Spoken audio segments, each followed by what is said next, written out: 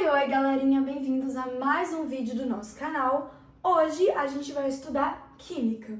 Mais especificamente, vamos falar de semelhanças atômicas, vamos falar da tabela periódica, da distribuição eletrônica, de ligações químicas. Então, se você quer saber um pouquinho sobre tudo isso, fica comigo nesse vídeo. Mas antes, já deixa seu like aí embaixo, se inscreve se você ainda não é inscrito e bora! Bom, pessoal, vamos começar esse vídeo falando sobre a estrutura atômica, ok? Afinal, como que é um átomo? Galera, um átomo, ele tem o seu núcleo, que é formado por prótons e nêutrons, tá? Nem todo átomo tem prótons e nêutrons no núcleo, tá? Por exemplo, o prótio, que eu vou explicar para vocês daqui a pouco. O prótio, que é um isótopo do hidrogênio, ele só tem um próton no núcleo e não tem nenhum nêutron, tá? Mas a gente leva essa estrutura aqui base para falar dos átomos de maneira geral, tá? Sem contar as exceções. Então, no nosso núcleo, a gente tem prótons e nêutrons, e é no núcleo do átomo que se concentra a maior parte da massa do átomo, tá? Inclusive, quando a gente vai calcular, né, o número de massa, que eu vou explicar também para vocês o que é, de um átomo, a gente desconsidera a eletrosfera. Sofia, o que é a eletrosfera? É essa parte aqui que fica em volta do núcleo do átomo, aonde se localizam os elétrons, tá? O próprio nome diz eletrosfera, tá? Você já lembra que os elétrons que ficam ali nessa região, tá? E a massa dos elétrons é bem insignificante, bem irrelevante, comparada à massa do núcleo, ok? Do átomo. Então, a gente tende a desconsiderar aí a massa dos elétrons. Vale lembrar também que um átomo é eletricamente neutro. O que significa isso, Sofia? Significa que um átomo tem a mesma quantidade de prótons e elétrons, ok? Então, se o átomo tem, por exemplo, 20 prótons no núcleo, ele vai ter 20 elétrons na eletrosfera. Um átomo. Por isso que a gente fala que ele é neutro. Mas apesar de todos os átomos possuírem os mesmos componentes, né? Prótons, nêutrons, elétrons, eles são diferentes. Os átomos são diferentes porque essas estruturas estão organizadas de maneiras diferentes em um átomo, ok? E qual que é a relação, Sofia, que você escreveu aqui entre átomo e elemento químico? Gente, dependendo do número de prótons, que um átomo tem no seu núcleo, ele vai pertencer a um elemento químico diferente. Então, vamos supor que eu tenha um átomo que tem 8 prótons no núcleo. Significa que ele pertence ao elemento químico oxigênio. É só um exemplo, entendeu? Para vocês entenderem aqui do que eu tô falando. Então, a quantidade de prótons no núcleo dos átomos define a qual elemento químico ali ele vai fazer parte, né? Constituir. Agora vamos conversar um pouquinho sobre o número atômico e o número de massa. Sofia, o que significa esses dois termos? Calma, eu vou explicar e é bem fácil, tá?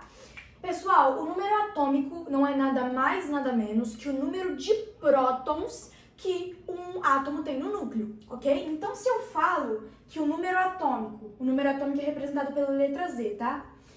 Se eu falo que o número atômico de algum átomo é 5, é a mesma coisa que falar que ele tem 5 prótons no seu núcleo.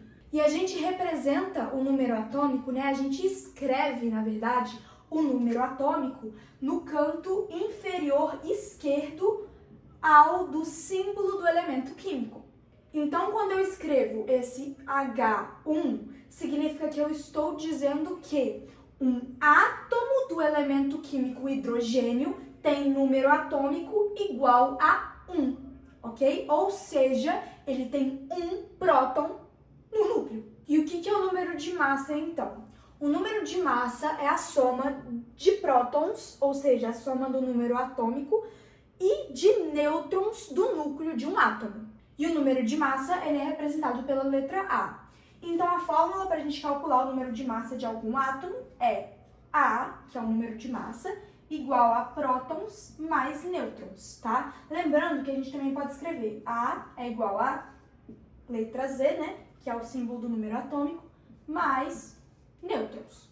Imagina, por exemplo, um átomo de hidrogênio que tem o número atômico igual a 1 e ele tem um nêutron no núcleo, ok? Um próton e um nêutron. Então, qual que vai ser o número de massa dele? O número de massa dele vai ser igual a 1, que é o número atômico, mais 1, que é o número de nêutrons que ele tem no núcleo. Então, número de massa é igual a 2. E Sofia, como que a gente escreve, como que a gente representa um número de massa? Imaginem que eu tenho um elemento químico X, ok? Não sei qual é, eu só coloquei o X aqui. A gente sabe que o número atômico fica aqui, ó, nesse canto inferior esquerdo, certo? O número de massa, ele se localiza aqui em cima. Ele fica logo acima do número atômico. Sofia, o que são semelhanças atômicas? Pessoal, átomos diferentes têm características semelhantes, ok? Podem ter características semelhantes. E quando a gente fala sobre semelhanças atômicas, a gente se divide em 3 tópicos aqui. A gente fala dos isótopos, dos isóbaros e dos isótonos, tá? Vamos entender um pouquinho mais sobre cada um deles. Os isótopos são aqueles átomos que têm o mesmo número de prótons no núcleo, ou seja, eles têm o mesmo número atômico, tá? Ou seja, são átomos de um mesmo elemento químico. Por exemplo, pensa no hidrogênio, tá? Estou usando bastante o hidrogênio de exemplo aqui hoje. Pensa no hidrogênio. O hidrogênio, ele tem 3 isótopos. O prótio, que eu tinha falado lá no começo do vídeo, o deutério e o trítio. Ó, representei os 3 isótopos do hidrogênio aqui. Esse aqui é o prótio, esse é o deutério e esse é o trítio. Vocês conseguem perceber que os 3 isótopos do hidrogênio têm o mesmo número atômico? Todos têm um próton no núcleo, ok? Então, por isso, a gente fala que são isótopos. E quando você olha aqui em cima para o número de massa, você pode ver que é diferente. O que significa que eles também têm números de nêutrons no núcleo que são diferentes. O prótio, por exemplo, ele apresenta um próton no núcleo e não apresenta nenhum nêutron. Por isso, ele tem 1 como número de massa. O deutério tem um próton, porém ele tem um nêutron. 1 mais 1 dá 2, nosso número de massa. O trítio, por sua vez, tem um próton no núcleo, porém tem 2 nêutrons. Então, 2 mais 1, 3. 3 como número de massa. Então, a gente pode falar que os isótopos apresentam o mesmo número atômico, sim, porém, números de massa e números de nêutron diferentes. Já os isóbaros são aqueles átomos que apresentam o mesmo número de massa, porém não o mesmo número atômico e nem o mesmo número de nêutrons. Então, vamos analisar essa situação aqui. Aqui, a gente tem um átomo de carbono e aqui um átomo de nitrogênio, certo? A gente pode perceber que esse átomo de carbono aqui, ele tem 14 como número de massa. Como ele tem 14 como número de massa, significa que eu tenho que ter uma soma entre prótons e nêutrons que dê 14, certo? Se ele tem 6 prótons, significa que eu tenho que somar 8 nêutrons, certo? Ó, 8 nêutrons, para eu chegar a 14 como número de massa.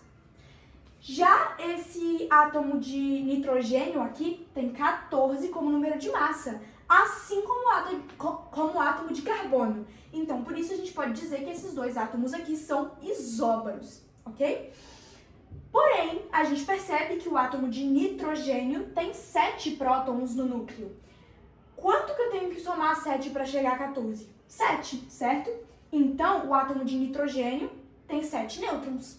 Ó, o número de nêutrons é diferente, o número atômico é diferente, mas o número de massa é igual. Então, são isóbaros. Já os isótonos são aqueles átomos que apresentam o mesmo número de nêutrons. Eu deixei um exemplo aqui para vocês, ó, separando dos isóbaros aqui em cima. Esses 2 átomos aqui. A gente tem um átomo de carbono, né? Tem 6 como número de prótons, 12 número de massa. Um átomo de boro, do boro, 5 como número atômico, 11 como número de massa. Quando a gente bate o olho, parece que eles não têm nada de semelhante, certo? Mas se você subtrair o número de massa pelo número atômico, você acha o número de nêutrons. Esse aqui tem 6 nêutrons, certo? 12 menos 6 dá 6. E o do boro tem quantos? 11 menos 5 também dá 6. Então, você percebe que sim, eles são semelhantes, são isótomos, têm o mesmo número de nêutrons. Agora vamos falar sobre os íons. Pelo amor de Deus, o que são íons? Pessoal, íons são átomos que perderam ou ganharam elétrons.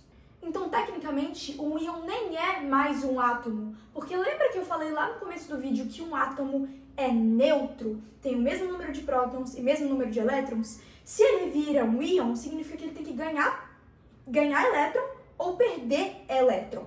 Então, esse número aí de prótons e elétrons vai ficar diferente, né? Então, o íon não é mais neutro. Se fosse neutro, seria átomo. Sofia, o íon sempre vai perder ou ganhar elétrons? Ele nunca pode ganhar ou perder prótons? Não, galera, no núcleo do átomo, a gente não vai mexer, tá? O átomo, ele não perde nem ganha prótons, só elétrons. E a gente tem dois tipos diferentes de íon, os cátions e os ânions.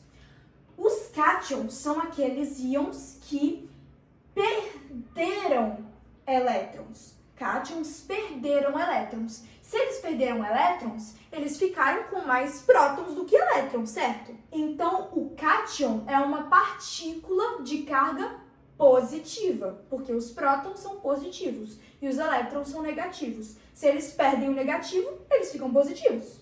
E a gente pode ter um cátion monovalente, bivalente, trivalente e tetravalente. Sofia, pelo amor de Deus, o que significa isso? Já vou explicar para vocês. Eu escrevi um exemplo aqui para facilitar o entendimento aí de todo mundo, tá? O que significa um cátion ser bivalente, por exemplo, né? Eu trouxe esse exemplo. Isso aqui, que elemento químico é esse? É um magnésio. Gente, desculpa, eu tô meio lenta, porque tem uma música muito chata lá fora e tá atrapalhando um pouco. Então, desculpem se eu falar um pouco mais devagar. Gente, Dia das Crianças aqui, né? Estão fazendo festa no clube onde eu moro, de Dia das Crianças. E tá um barulho chato. Então, me desculpem se estiver dando pra vocês ouvirem. Enfim, esse elemento químico aqui é um magnésio. Aqui a gente encontra o nosso número atômico. Magnésio tem 12 prótons no núcleo e isso não muda, tá? O que significa esse 2 mais aqui, Sofia?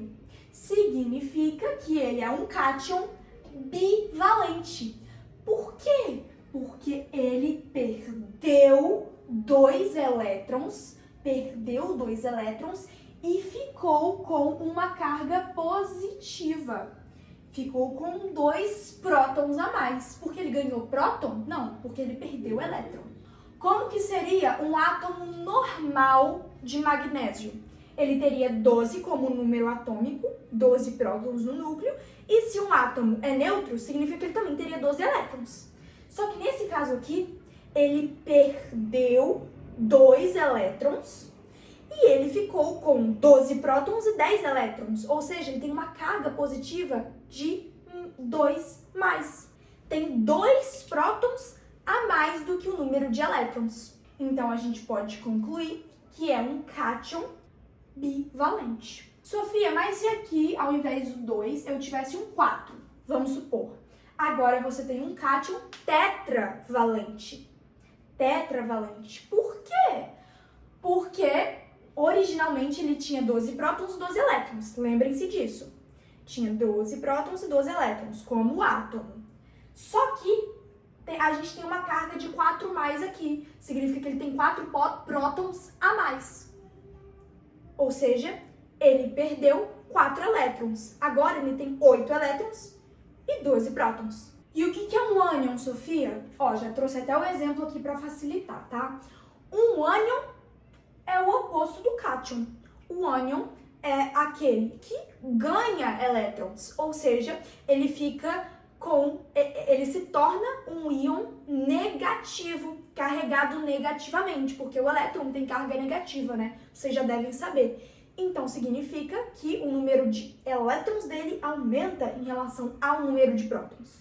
E os ânions também podem ser monovalentes, bivalentes, trivalentes ou tetravalentes. Ó, trouxe esse exemplo aqui pra vocês, tá?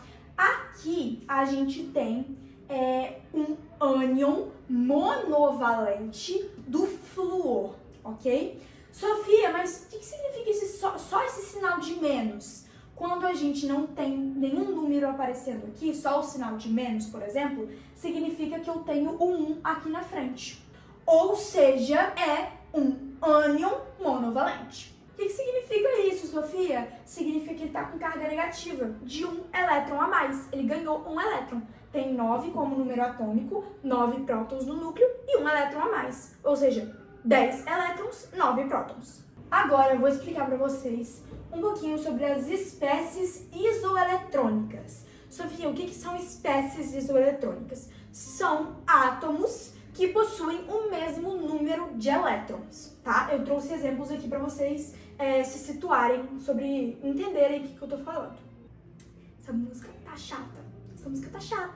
Vocês provavelmente não estão ouvindo, mas eu tô e tá me atrapalhando. Sério. Aqui eu trouxe um átomo de neônio, flúor e magnésio. Bom, vamos começar com o neônio. Qual que é o número atômico dele? 10, certo? Se é um átomo, ele é neutro. Então, ele tem o mesmo número de prótons e elétrons. Se o número atômico dele, o número de prótons, é 10, qual que é o número de elétrons? 10, certo? 10 elétrons. Agora, vamos analisar aqui o flúor. Aqui eu tenho o ânion monovalente do flúor. Então, ele tem 9 prótons no núcleo, porém, ele tem uma carga negativa aqui. Ou seja, ele ganhou um elétron. Então, ele também tem 10 elétrons. E aqui eu tenho um cátion bivalente de magnésio. Se ele é um cátion bivalente, ele tem 2 prótons a mais do que elétrons. Então, se ele tem 12 prótons no núcleo, significa que ele vai ter 10 elétrons. 10 elétrons. Vocês viram aqui como todas essas partículas têm 10 elétrons? Tem o mesmo número de elétrons? Então, a gente pode dizer que todas elas são isoeletrônicas. Pessoal, vamos conversar agora sobre o modelo atômico de Bohr. Em 1913, um cientista chamado Niels Bohr lançou um modelo atômico, tá? Sofia, o que é um modelo atômico? É literalmente um modelo de átomo. Ele criou uma teoria sobre como era a estrutura de um átomo. Bom, aqui eu fiz mais ou menos uma representação. Tá meio feiozinho, mas é que eu também não sei desenhar, tá, gente? Bom, quais que eram os postulados de Bohr? Galera, Bohr dizia que o átomo, obviamente, né, ele tinha um núcleo e que os elétrons se organizavam em forma desse núcleo, ou seja, na eletrosfera, em órbitas circulares. Órbitas circulares. E essas órbitas circulares tinham diferentes níveis de energia. Existiam órbitas com nível de energia maior e nível de energia menor. De acordo com Bohr, cada órbita dessa também comportava um número específico de elétrons. E também foi ele que desenvolveu a teoria ou o estudo do salto quântico. Sofia, o que é salto quântico? O Bohr dizia que um elétron, ele tá ali na sua camada original, certo? Um elétron tá ali na camada dele. Quando ele sofre influências externas e acaba absorvendo muita energia, esse elétron tende a saltar para outra órbita com um nível de energia maior. E quando ele volta para sua órbita original, ele libera essa energia. E esse processo que Bohr descreveu é chamado de salto quântico. E vocês lembram que eu havia citado que Bohr dizia que cada camada na eletrosfera suportava um número diferente de elétrons? Algumas suportavam mais elétrons e a outras menos. Aqui eu trouxe para vocês uma representação das camadas eletrônicas. Isso aqui é muito importante, gente. Para começar, um átomo pode ter até 7 camadas eletrônicas. E essas camadas são representadas pelas letras K, L, M, N, O, P e Q. Aqui em cima, gente, entre parênteses, eu coloquei o número das camadas. Então, por exemplo, o K é a primeira camada. Tenho aqui o núcleo do átomo, núcleo do átomo. Logo, a primeira camada é a camada K. Então, por isso que eu coloquei o númerozinho 1 aqui em cima em parênteses, tá? E fiz isso para todas as camadas também, para vocês, para ajudar vocês a identificarem aí qual número a camada corresponde. Esses números, gente, aqui embaixo, eles representam a quantidade de elétrons que cabe dentro de cada camada. Ou seja, na camada K eu posso ter até 2 elétrons. Na camada L eu tenho até 8 elétrons. Na camada M até 18, na N até 32 e a partir da camada O eu vou espelhar o que eu já escrevi aqui. Então volta 32, camada P 18 e camada Q 8 elétrons. Cada camada, cada nível é dividido em subníveis. E quais subníveis são esses, Sofia? S, P, D e F. Esses subníveis são como se fossem gavetinhas. Vocês conseguem entender dessa forma?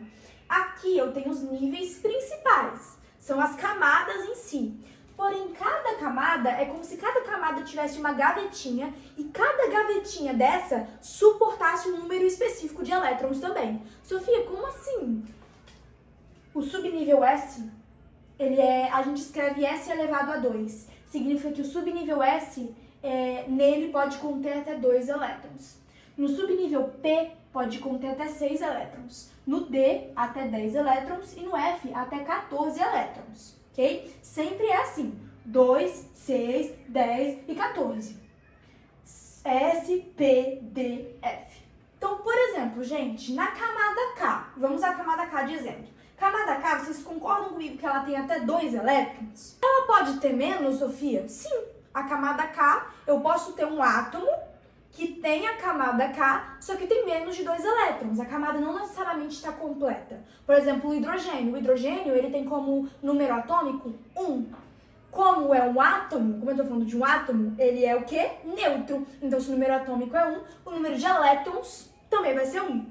Como que eu vou distribuir esse elétron? Você vai falar que ele está na camada K e a camada K não está totalmente completa. Camada K tem 1 elétron. Só que a gente sabe que pode ter até 2 na camada K. Nem sempre ela vai estar completa, mas pode ter até 2. Como que a gente vai representar, como que a gente vai dividir esses 2 elétrons que a gente pode ter na camada K nos subníveis energéticos? Bom, a gente pode colocar esses 2 elétrons na gavetinha S2, certo?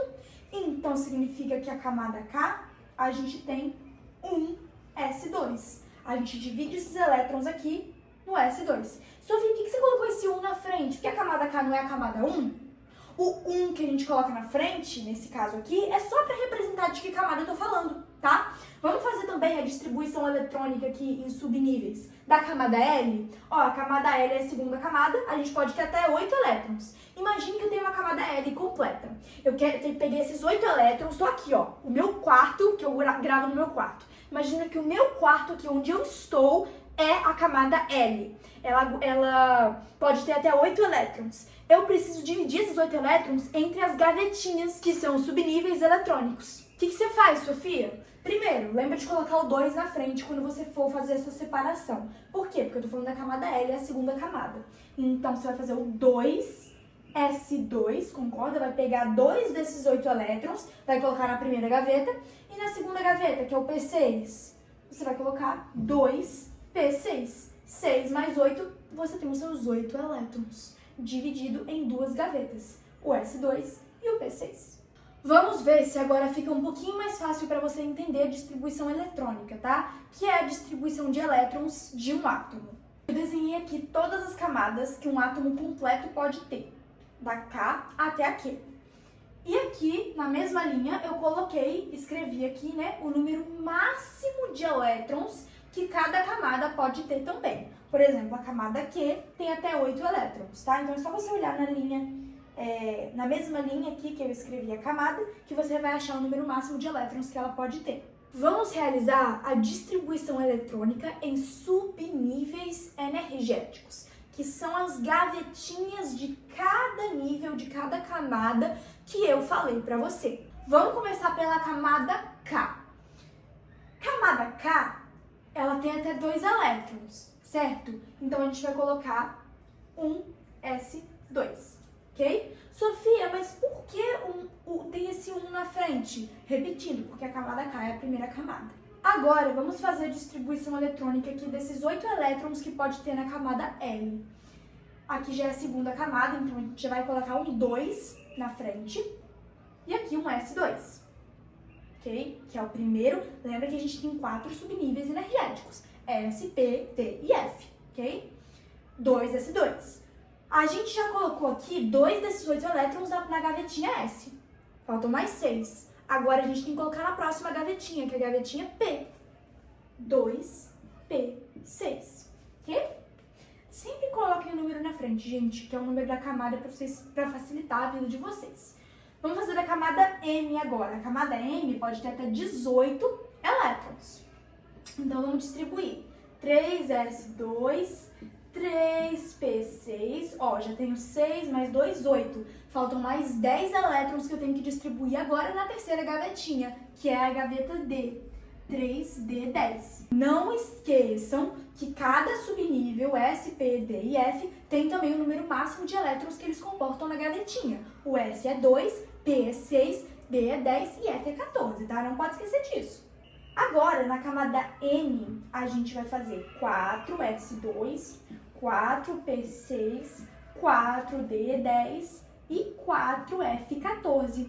Agora a gente distribuiu todos os 32 elétrons da camada N nas gavetinhas. Então aqui na camada O, a gente vai fazer exatamente a mesma distribuição da camada N, só que agora a gente vai colocar o número 5 na frente, porque a camada O é a quinta camada, tá? Então 5S2, 5P6, 5D10 e 5F14.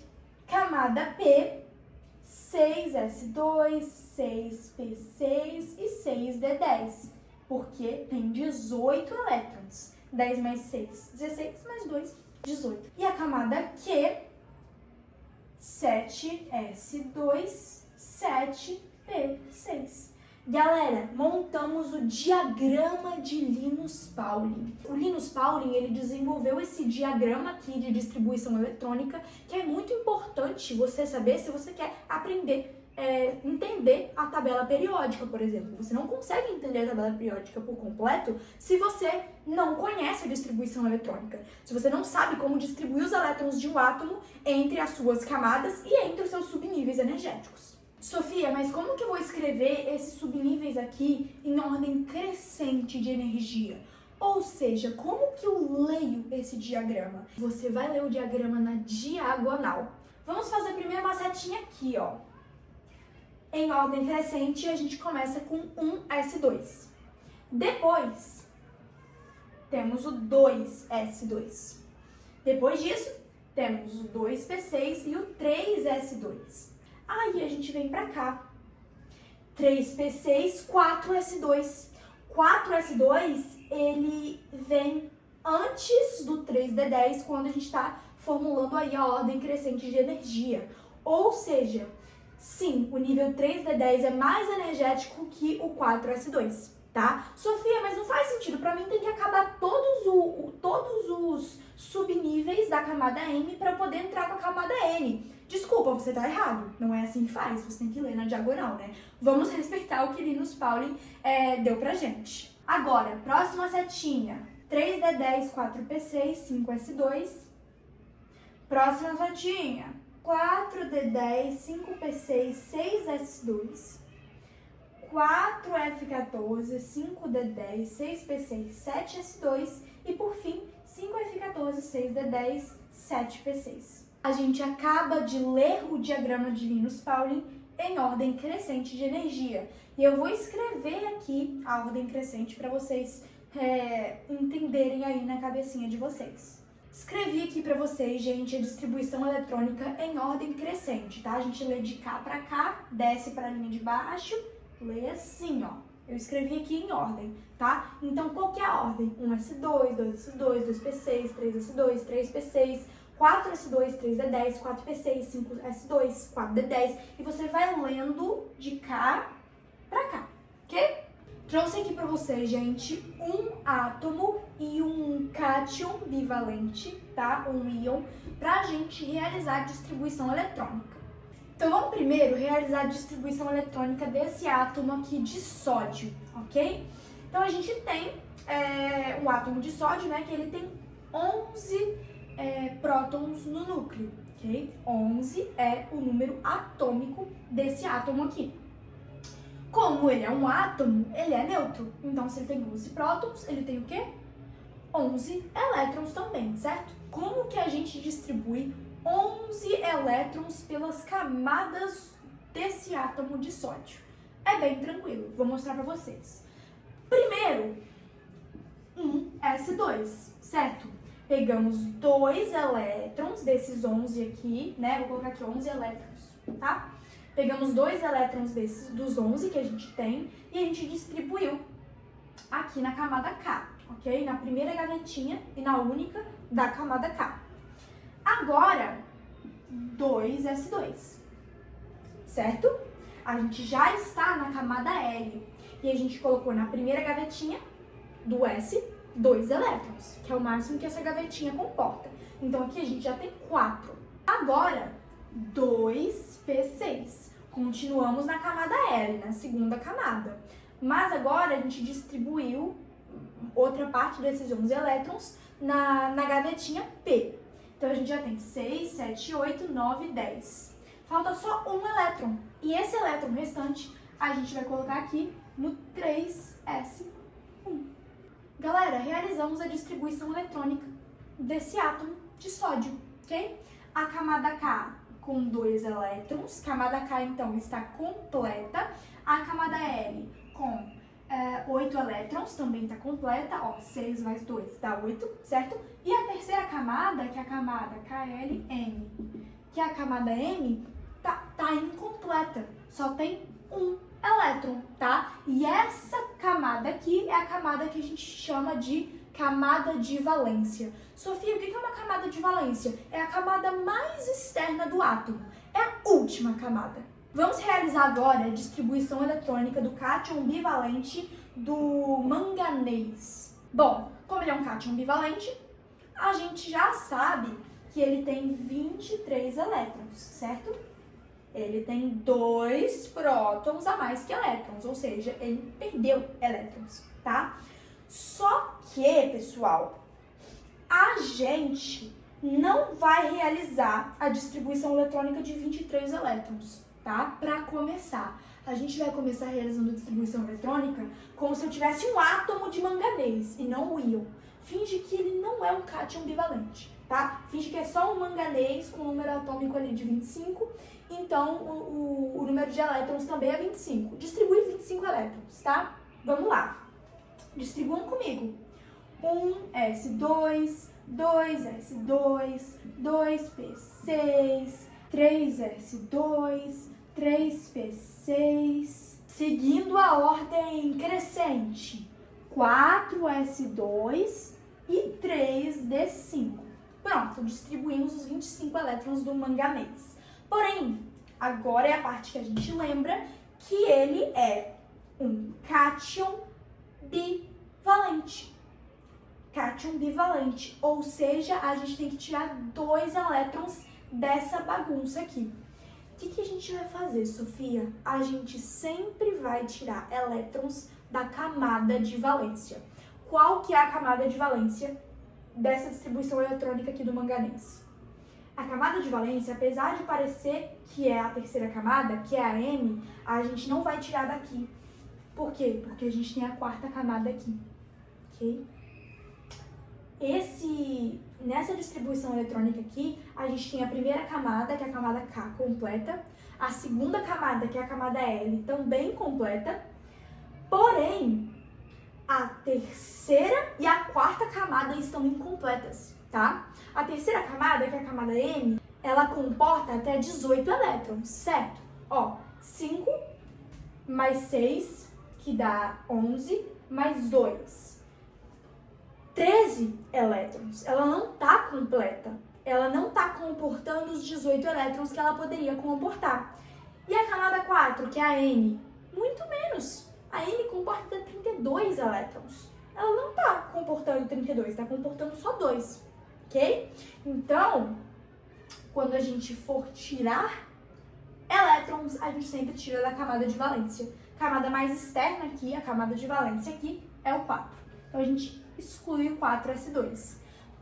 Então significa, Sofia, que num cátion bivalente do manganês, a quarta camada não existe? Exatamente, ela não existe, tá? Se não fosse um cátion bivalente, se fosse apenas um átomo do manganês, a quarta camada existiria, teria 2 elétrons, ok? A quarta camada pode existir mesmo se a terceira não estiver completa? Pode, porque está seguindo ali a ordem crescente de energia ali dos subníveis, né? Da distribuição eletrônica de Linus-Pauling. Pessoal, e agora que a gente já tem um conhecimento sobre distribuição eletrônica, sobre semelhanças atômicas e sobre a estrutura do átomo, a gente vai entrar nos estudos da tabela periódica. Seria bom que você também pegasse sua tabela física, se você tiver alguma, tá? Essa aqui é a minha. Tá toda rabiscada porque eu estudei por ela, tá? Aí por isso que tá toda... tá desse jeito, mas pega a sua tabela se você tiver alguma física, se você tiver alguma no seu quarto, ou se você não tiver, pesquisa na internet, pesquisa lá, tabela periódica, tem uma muito legal, tabela periódica dinâmica, é um site que você consegue clicar nos elementos para ver as características de cada um deles, tá? Bem interessante, então tenta pegar uma tabela aí de algum jeito, mas se você não conseguir, eu vou deixar aqui no vídeo também, né, aparecendo aí,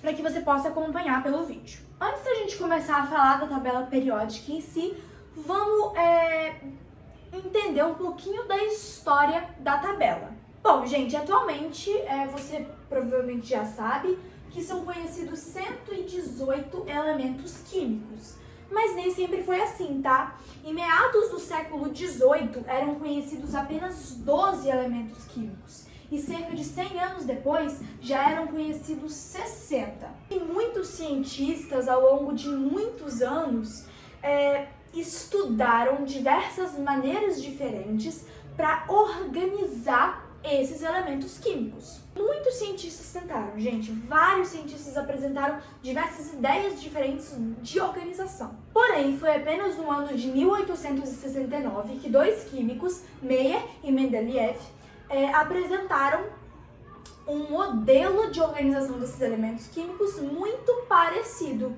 Só que o modelo de Mendeleev era mais rebuscado, era um modelo mais completo. Então acabou que ele ficou conhecido como o pai da tabela periódica. O Mendeleev ele tinha uma capacidade de prever como átomos de elementos químicos que nem haviam sido descobertos ainda seriam. Como assim, Sofia? Imagina aqui que eu tenho um elemento químico que eu não conheço, tá? Que na época nem todos os 118 elementos químicos que a gente conhece atualmente eram conhecidos, né? Então, os elementos que eram desconhecidos, eles conseguiam ser previstos por Mendeleev, tá? Ele observava os outros elementos que rondeavam esse elemento desconhecido na tabela periódica que ele mesmo formulou e com isso conseguia tirar conclusões muito parecidas com as propriedades que o elemento químico tem atualmente. Porém, quando Mendeleev organizou a tabela periódica original, né, que ele mesmo fez, ele organizou os elementos químicos de acordo com sua massa atômica. Ele organizava os elementos de forma crescente mesmo de massa atômica, sabe? Então aqui você tem o elemento X, aqui o Y e aqui o Z, né? A tabela periódica a gente lê da esquerda para a direita. Esse aqui tinha uma massa atômica menor que esse aqui, só que esse elemento tinha uma massa atômica menor que essa, e por assim vai. Só que esse modo de distribuição por massa atômica crescente tinha alguns errinhos. Por exemplo, ó, vou mostrar aqui pra vocês na minha tabela, tá? Ó, olha aqui a tabela. Observe aqui o cobalto e o níquel. Vocês estão vendo que o cobalto vem primeiro e a massa atômica dele é 58,933? E a do níquel é 58,9 0,693. Então, a massa atômica do cobalto é maior que a do níquel. Então, o cobalto deveria vir depois do níquel, certo? Já que é uma ordem crescente. Então, essa divisão aí de Mendeleev da tabela periódica tinha esse errinho. E por isso, em 1913, o físico Henry Moseley propôs a organização da tabela periódica de acordo com o número atômico, ou seja, de acordo com o número de prótons no núcleo de cada átomo ali, de cada elemento químico. Pessoal, em um quadradinho da nossa tabela periódica, a gente tem aqui em cima o número atômico do elemento químico. No meio, a gente tem o símbolo do elemento. Então, por exemplo, o oxigênio vai aparecer assim, ó, o símbolo, o Ozinho, que é o símbolo do oxigênio. Logo embaixo, a gente tem o nome. Então, apareceria assim, ó, oxigênio, tá? E bem embaixo no quadradinho, a gente tem a massa atômica daquele elemento químico. Pessoal, vamos então agora falar da tabela em si, tá? Vamos falar da disposição dos elementos químicos na tabela periódica, tá? Vamos começar falando sobre os períodos. As linhas horizontais da nossa tabela periódica, a gente tem os períodos. Ó, mostrando aqui pra vocês na minha tabela. Vocês estão vendo essa numeração? 1, 2, 3, 4, 5, 6 e 7? Então, esses aqui são os nossos períodos, tá? Ó, as linhas horizontais e aqui na vertical a gente tem o período, os períodos, tá? Só que os períodos, eles sempre vão corresponder à horizontal. Apesar deles estarem aqui na vertical, tá vendo que eles estão escritos na vertical? Eles sempre correspondem às linhas horizontais da tabela. Pessoal, os períodos indicam pra gente quantas camadas um elemento químico específico vai ter. Então, vamos supor, eu tenho um elemento químico que corresponde ao quarto período. Significa que ele tem 4 camadas. Ele vai ter a camada K, L, M e N. A N vai ser a camada de valência daquele elemento químico. Vamos falar agora, gente, da série dos lantanídeos e série dos actinídeos. Sofia, o que é isso? Vocês sabem essa fileira aqui de baixo da tabela periódica? Então, essa fileira aqui, essa primeira fileira e essa segunda fileira eram para estar encaixadas aqui, tá? Essa fileira aqui, que é a série dos lantanídeos, porque ela começa aqui com o elemento químico lantânio, corresponde ao 6º período. Era para todos esses elementos químicos aqui, ó, todos esses aqui de cima, estarem aqui, ó, no 6º período. E esses de baixo estariam aqui, ó, no 7º período, bem aqui. Só que a tabela periódica, ela é formulada desse jeito, por questões estéticas, tá? Então, a série dos lantanídeos é essa de cima e essa aqui de baixo é dos actinídeos, porque começa com o elemento químico actínio. Vamos falar agora dos grupos e das famílias na tabela periódica. Pessoal, a gente tem grupos de 1 a 18, exatamente. Então, a gente tem 18 grupos na tabela. Olha aqui, gente, ó, os grupos, eles ficam aqui na horizontal, então eles são escritos, ó, grupo 1, grupo 2, grupo 3, grupo 4, grupo 5, grupo 6, grupo 7, mas eles correspondem às linhas verticais da tabela. Então, por exemplo, ó, essa linha aqui, ó, do zinco, cádmio, mercúrio e copérnico, essa linha, ela corresponde a qual grupo? Vamos contar? 1, 2, 3, 4, 5, 6, 7, 8, 9, 10, 11, 12. Esse aqui é o 12º grupo da tabela, tá? E então, a gente tem de 1 até 18 grupos na vertical. Sofia, e as famílias? O que são famílias? Galera, a gente tem duas famílias, a família A e a família B. A família A, ela corresponde a essa coluna aqui e essas colunas aqui. Todas as colunas pintadas de rosa correspondem à família A. Só que a gente não fala só família A, né, gente? A gente tem a família 1A, 2A, 3A, 4A, 5A, 6A, 7A e 0, beleza? Na primeira coluna, a gente tem a família 1A, na segunda coluna, 2A, e a gente já pula aqui para a 13ª para o 13º grupo, onde a gente acha a família 3A, 4A, 5A, 6A, 7A e 0, tá? As famílias de terminação A, 1A, 2A, 3A, enfim, elas indicam quantos elétrons o elemento químico tem na camada de valência. Então, vamos supor, o boro. O boro, se ele é correspondente à família 3A, escrevi aqui em cima, ó, 3A, grupo 13, família 3A, então quer dizer que ele tem 3 elétrons na sua camada de valência. E se a gente realizar a distribuição eletrônica do boro, a gente percebe isso. 1s2, 2s2, 2p1. Ó, qual é a camada de valência? É a camada L, certo? Que é a segunda camada. 1, 2, 3. 3 elétrons o boro tem na camada de valência. Por isso que ele corresponde à família 3A. Tá bom, Sofia. Mas e a família B?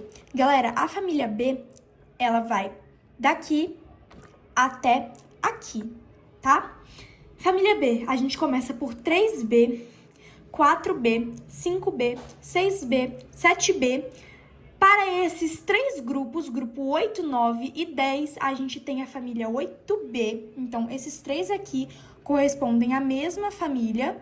E aqui, quando a gente chega no cobre, no caso, quando a gente chega no grupo 11, a gente volta com a família 1B e 2B, tá? Não existe família 9B, 10B, não existe. Ela para aqui nesses 3 que são 8B e ela volta 1B e 2B. E a família B não diz pra gente quantos elétrons determinado elemento químico tem na camada de valência. Então, por exemplo, o ferro, ele não tem 8 elétrons na camada de valência, só porque ele é da família 8B. Não, é só a família A que diz isso pra gente. E a família A, gente, é tão especial que, além dela dar pra gente o número de elétrons na camada de valência de determinado átomo, de determinado elemento químico, ela também recebem nomes específicos, tá? Por exemplo, a família 1A recebe o nome de metais alcalinos.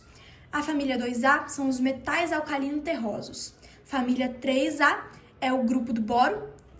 4A, grupo do carbono, 5A, grupo do nitrogênio, 6A são os calcogênios, 7A são halogênios e a família 0 é chamada de gases nobres. E você deve estar se perguntando, Sofia, por que a sua tabela está pintada de cores diferentes? Por que aqui é rosa, o hidrogênio é azul? Por que aqui é verde e aqui é laranja?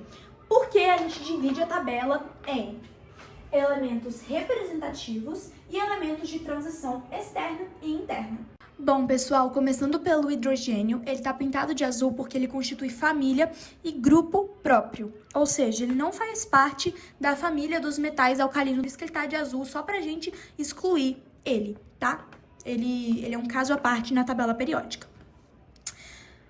Aqui a gente tem essas 2 colunas pintadas de rosa e essas colunas aqui finais pintadas de rosa também, porque esses elementos são os elementos representativos. O que significa ser elemento representativo? Significa que esses elementos químicos em rosa apresentam o subnível mais energético, S ou P. Essa coluna aqui tem terminação S1, essa aqui S2, P1, P2, P3, P4, P5 e P6.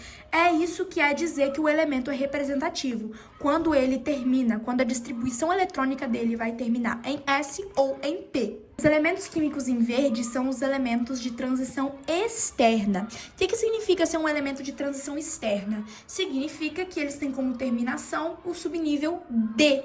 Ok? Então, D1, D2, D3, D4, D5, D6, D7, D8, D9 e D10. Enquanto a série dos lantanídeos e a série dos actinídeos aqui embaixo são elementos de transição interna. Por quê, Sofia? Porque eles têm como subnível mais energético o F, excluindo essa coluna aqui, que tem como subnível mais energético o D1, tá? E em caso você esteja em dúvida aí, lembre-se que a série dos lantanídeos e dos actinídeos deveriam estar aqui, nesse buraquinho e nesse buraquinho aqui, respectivamente. Ou seja, eles constituem o grupo 3 e a família 3B, tá, gente? É como se eles estivessem nessa coluninha aqui, que é a coluninha da família do grupo 3 da família 3B. E, pessoal, a gente também divide a nossa tabela periódica em metais e em ametais. Mas, Sofia, como que essa divisão se mostra na tabela? Pessoal, a gente vai realizar uma escadinha. Vocês estão vendo aqui, ó, que eu tenho essa escadinha que vai aqui do boro e vai descendo até ela chegar aqui, né, entre o telúrio e o polônio e descer 2 degraus direto. Para cá, para esse lado aqui, excluindo os gases nobres, a gente tem ametais. E para esse lado aqui, a gente tem os metais, tá? Sofia, a série dos lantanídeos e actinídeos aqui embaixo são metais ou ametais? Galera, era para eles estarem aqui, certo? Então, se eles eram para estar, né, teoricamente, aqui, significa que eles são metais, tá, pessoal? Não confundam. Os ametais correspondem apenas ao grupo 17 todo e a parte do grupo 16, 15, 14 e 13, tá? Os gases nobres não fazem parte dos ametais. Tá bom, Sofia, mas qual a utilidade da gente dividir a tabela entre metais e ametais? Qual é a diferença entre esses dois? Pessoal, os metais são sólidos à temperatura ambiente, com exceção do mercúrio, que é líquido. Eles também são muito resistentes e duros também, e são ótimos condutores de eletricidade e calor. Diferente dos ametais, que são péssimos condutores de eletricidade, em temperatura ambiente eles se encontram nos 3 estados físicos, sólido, líquido e gasoso, e também os ametais eles costumam ser mais opacos, enquanto os metais são mais brilhosos. Beleza, Sofia, mas voltando, você falou que distribuição eletrônica era extremamente importante para entender a tabela, que era imprescindível saber distribuição eletrônica para poder realizar os estudos da tabela. Eu não acho. Vamos ver então, já que você discorda de mim, vamos ver agora como que a distribuição eletrônica é extremamente importante para a gente conseguir entender como usar a tabela. Olha aqui, eu tenho um elemento X. Eu não sei de jeito nenhum que elemento é esse. E eu não quero olhar a tabela periódica por enquanto, tá? Eu quero tentar descobrir sozinha, por enquanto, sem olhar a tabela. Vamos descobrir características desse elemento? Bom, eu já sei que ele é um átomo, né? A gente pode ver aqui, ele não é nem um cátion, nem um ânion. E ele tem 12 como número atômico, ok? Se ele tem 12 prótons, ele vai ter 12 elétrons, porque um átomo é neutro, tá bom? Então vamos fazer a distribuição eletrônica desses 12 elétrons. 1s2, 2s2, 2p6, aqui a gente já tem 10, faltam mais 2. 3s2. Certinho, ó, 6, 7, 8, 9, 10, 11, 12. Pronto, distribuímos 12 elétrons. Logo de cara, a gente já consegue saber o período desse elemento aqui, o período. Por que, Sofia? Porque vocês lembram que o período ele indica pra gente quantas camadas o elemento tem? 3 camadas. Então, ele corresponde ao terceiro período. Logo de cara, a gente também já sabe se esse elemento é de transição ou representativo. Esse aqui é representativo, certo? Por quê? Porque ele termina em S2. Ele termina em S. Se termina em S, a gente já sabe que é representativo. Representativo. Eu também já sei a família dele. Como, Sofia, que você sabe a família dele? Bom, se ele é representativo, ele tem que corresponder à família A, certo? Tem que ser da família A, se ele é representativo. Então, eu já olho aqui quantos elétrons ele tem na camada de valência. A camada de valência é 3, certo? Quantos elétrons ele tem? 2. Então, ele corresponde à família 2A. Se ele corresponde à família 2A, e a gente sabe que na tabela periódica a gente começa com a família 1A, 1A na primeira coluna, na segunda coluna a gente já tem a família 2A. Então, se é a segunda coluna, também já sei o grupo. Grupo 2. Se ele é do grupo 2, eu já sei que ele é um metal também. Tranquilíssimo. Metal. Agora que eu já sei tudo sobre esse elemento aqui, vamos olhar na tabela periódica. Como que a gente acha esse elemento na tabela? Vamos começar pelo período. Ó, ele corresponde ao período 3. Então, a gente já vem aqui e olha. Período 3. Estamos no período 3 aqui, ó. Esse período aqui, ó. Tudo isso aqui é período 3, tá? A gente sabe que ele é representativo. Então, ele tem que estar de rosinha aqui, de acordo com a minha tabela, né? Beleza.